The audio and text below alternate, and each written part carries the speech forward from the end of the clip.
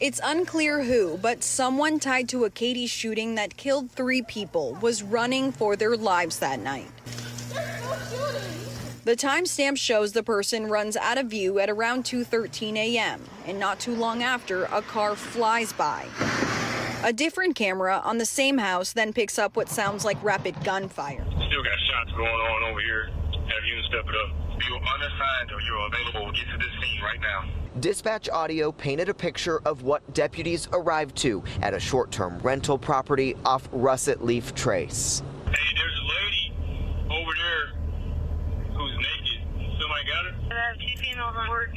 They ran from the address. We don't know exactly what led up to it. We don't know if there was 1 or 2 shooters. The party had up to 20 people inside, the sheriff says, but when deputies arrived, some had left. Gunshots rang out in the house and through the neighborhood. And this is a brand new photo that we have tonight. Ellesha Rice's sister sharing it with me just in the last few minutes and telling me that Ellesha graduated from college last month. She was on track to go to law school and eventually become a lawyer, then judge, adding that she and Nicholas King were planning their lives together as this tragedy struck far too soon and unexpectedly. There's something so beautiful about a couple loving each other so deeply, living to the end of their days together.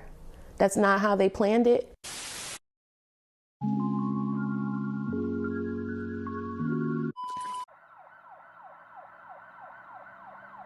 Around 2:15 a.m. on January 21st, the Harris County Sheriff's Office responded to a home on Russet Leaf Terrace near North Fry Road and Clay Road for reports of a shooting. Upon arrival, they would find a chaotic scene with multiple people suffering from what appeared to be gunshot wounds. Across Texas this morning, at least 3 people are dead. 2 others are recovering from injuries after a shooting at a short-term rental property in West Harris County. It appears there were a number of people inside the residence, possibly just guessing between 10 to 20 people. We're told it was some type of short-term rental, possibly Airbnb. Outside of the house, along the street, we also have some firearms evidence there, so there's evidence that other people were shooting outside of the residence.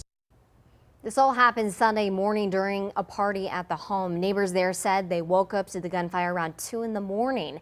Investigators say they still have a lot of questions about the case. Tao Sam woke up to bullet markings. They have party all the time. The people come out of town, the people come in the town. I don't know who that, but too many cars parked outside.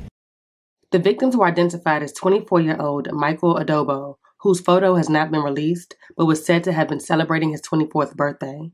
24-year-old Nicholas King and his fiancée, 24-year-old Ellesha Rice, who recently graduated with honors from St. Mary University while working full-time and was set to start law school. She had aspirations of becoming a lawyer and then a judge. Both Ellesha and Nicholas died at the scene and were located inside of the kitchen. Michael was sadly passed away at a local hospital, while at least 2 other individuals were taken to area hospitals for treatment. An investigation into the case revealed there was a small birthday gathering with about 10 to 20 people who were all in their 20s, and most of whom were friends. The party took place at a short-term rental home, and at some point, for reasons unknown, an altercation broke out and led to shots being fired, leaving at least 5 people shot. It is currently unclear whether the shooter or shooters crashed the small gathering or if they were invited. Officials said evidence inside of the house and along the street leads them to believe that at least one person was shooting from outside the home. The families of the victims were left devastated. Nicholas's sister, who was supposed to be going to brunch with him the day after the shooting, says what hurts the most is that their lives were taken amongst people who were supposed to be their friends. How and why would something like this happen? So many unanswered questions. Most of all, who? Who would be capable of doing something like this? The families of the victims are pleading for some form of understanding and justice. The shooting started here at this short-term rental during a birthday party, according to investigators. Lauren Welch says her brother Nicholas King and his girlfriend Ellesha Rice went together. And by morning, her family got word of a triple homicide at the same address. The family rushed to the scene, and their grief unfolded in front of our camera. I looked over and I saw his car. And shortly thereafter, the deputy on the scene delivered the news to me and confirmed that they were inside. And You can never describe that moment. I watched you watch them take both of them out of that house, and you reached out your hand. I remember seeing that. All I could think was, that's my brother. It was like, I could see the different compositions of their body, and we couldn't cross the caution tape. And it was just like, I think that's my baby. According to the medical examiner, Michael Abodo was also shot and killed. Allegedly, the birthday party was for him. The report says King and his girlfriend died together in the kitchen of the home. I know that he wouldn't wanted to have lived, without her. When I think about other scenarios where one could have made it and the other couldn't, I don't think they could have made it through that. Ellesha was headed to law school, according to Welch, and King was preparing to propose. The two had already blended their families. I want to know what happened. I've seen little bits of, Ring cameras and what have you, and that's not enough. There were multiple people there that know what happened and know more.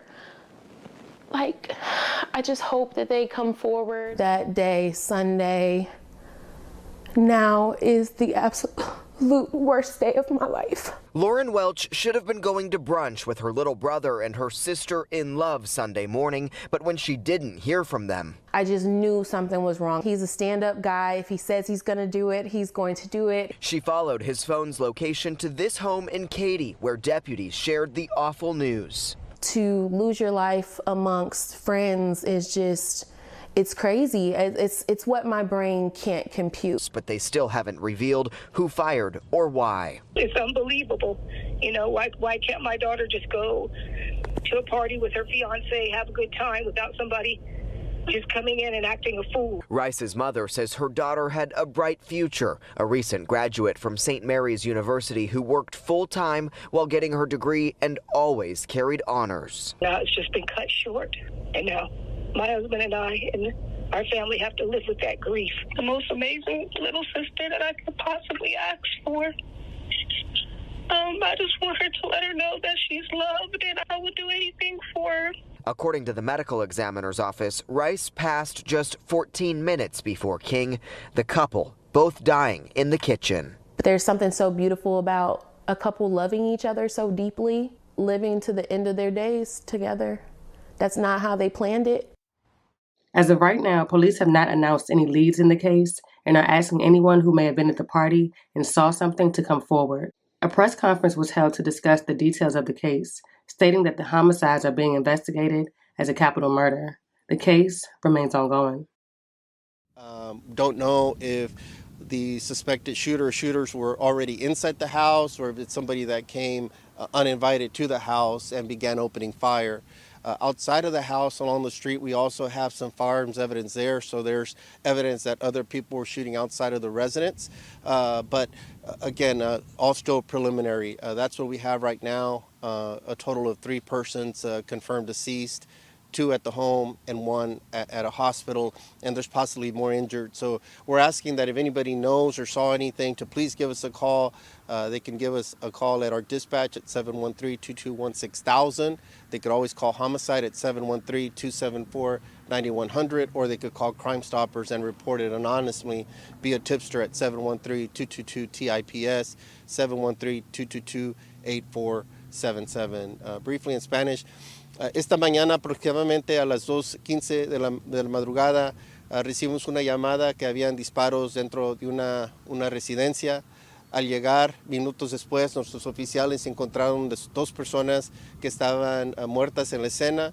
Una tercera persona fue trasladada a un hospital donde falleció. En total, 3 personas están muertos en este momento. Nos dice que es una mujer, un hombre y otro hombre en el hospital. Y otras personas que están recibiendo tratamiento en el hospital, pero no sabemos su condición. Parece que alguien rentó esta casa para un tipo de fiesta. Tal vez habían entre 10 a 20 personas que estaban dentro de la casa. No sabemos si era una fiesta o qué es lo que estaba pasando, y tampoco no sabemos si la persona que entró, que si estaba ya parte del grupo que estaba en la casa o si fue alguien que llegó a asaltar o robar. No sabemos, eso todavía va a ser parte de nuestra investigación. Pero si alguien tiene información, por favor, que nos llamen. Pueden marcar una manera anónima al 713-222-8477. Any questions at this time? Yeah, Sheriff, deputies got to the scene just a few minutes after the call dropped. Were people fleeing from the home? What was the scenario like when deputies arrived at the scene? It was a very active scene. It was very chaotic upon the deputy's arrival. As you mentioned, he arrived within a few minutes. He immediately noticed that at least one or two persons were dead on scene. Others were possibly injured. There were several people, so wanted to try to first assess the damage and any injured, tend to them, and then obviously just try to start gaining some control over the scene. So it appears that the first deputies did an outstanding job, the supervisor that's out here on the scene. And again, very chaotic with so many people. We have people at the hospital, and so in some ways we're still trying to piece it all together even now. Again, we know that besides the one person that's deceased at the hospital, there may be two others receiving treatment. We don't know the extent of their injuries, and there may be others that drove off and are now showing up at clinics. So if anybody shows up at an area clinic or hospital, we like to know about it so that we could, again, try to piece all this together and hopefully get some more answers. Do you know the age of the people that died? Just preliminary information, I mean, it appears they were all in their 20s. So I don't know specific ages or anything like that at this point. That'll be part of what we investigate. We haven't identified anyone yet. So I don't know their exact ages, but I'm told it's a range primarily in their 20s, early to mid to late 20s. And we still just don't know what led up to the shooting. It was a small gathering, and we don't know if the shooter was already there or just kind of pulled up. Correct. Yeah, we don't know. We don't know exactly what led up to it. Again, it was a gathering that was happening there. It appears to be a short-term rental, and we don't know again if there was some type of disturbance that broke out amongst the invited guests or the people that were already inside, or it's somebody that showed up unannounced. Some type of targeted attack or something like that. So that'll be part of our investigation, and we ask for our public's help to assist us in case somebody fled and we didn't get a chance to identify or talk to that person yet. We'd like to know what happened. Have you guys been able to look at any surveillance footage from any homes nearby? Not yet. That'll be part of our canvas effort to canvas the neighborhood and ask the residents as well. Just everybody has a camera these days, so they could review footage right after the 2 a.m. hour to about 2:20 is when everything, the key times, and then obviously before or after if they saw any vehicles fleeing. And it does appear that shots were fired outside the location as well, along the street, as maybe people were fleeing. So very chaotic and dangerous situation where others could have been injured as a result of just the random gunfire that was occurring outside as well. So, we know that it was in the early morning hours. A lot of people probably maybe went back to sleep or something. And so hopefully as they wake up, they could tune in to you and get that information to us. So, Sheriff, preliminary information, probably at least 5 people shot. Y'all have evidence markers out on the streets. Would you say that maybe dozens of shots were fired? Oh, I mean, how it appears that was the case with several people shot inside. We don't know if there was one or two shooters, but obviously there's evidence inside the house, and then there's also evidence along the street. So it appears multiple shots, many shots were fired.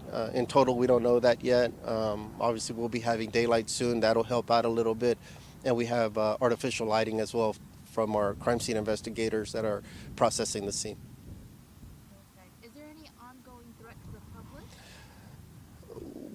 We're still trying to identify who the shooters may be, and so we're still trying to firm up those details so we could get accurate information out. But there's no immediate threat, no longer an immediate threat in that vicinity. But obviously, if somebody did flee, and again, we don't know who the wounded are. We don't know if one of the wounded one is a possible shooter or not as well. So I don't want to make that assumption just yet because it's all still preliminary. But as soon as we do get information of a possible suspect or suspects, we'll definitely put that out. But if somebody did flee, then yeah, I mean, this was a very serious scene where even more people could have been deceased, and maybe there will be. I don't know the condition of the ones at the hospital. But so yeah, it's always a possibility that we have armed and dangerous individuals that fled this location, and we would obviously ask for caution from the community. Hopefully we could identify individuals that may have been connected to this, but at this point we just don't have that yet.